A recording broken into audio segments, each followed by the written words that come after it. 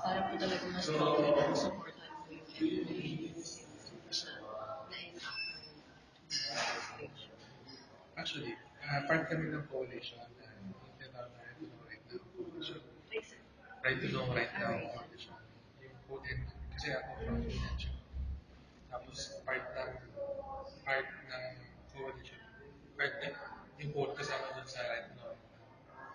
So that's, yung coalition kasi, ang statement na niya kasi, medyo ano na siya, mga nagtatago for lack of a better word. Kasi, ano na eh, parang it has been 6 years.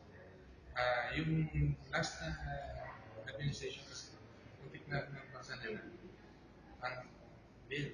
So, they were hoping na mas maganda yung movement dito. Since, ano naman, parang framing ng government's targets ay parang anti-poverty sa good governance. So, dapat sana kaso, after 6 years, since na wala nangyari. Yung coalition, parang nag-take na stand na parang hindi siya maganda.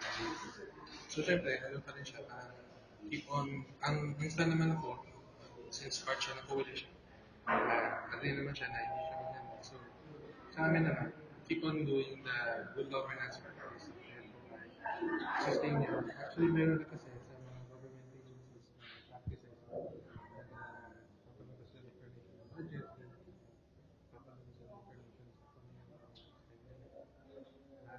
okay yun. So, keep on continuing yung practice.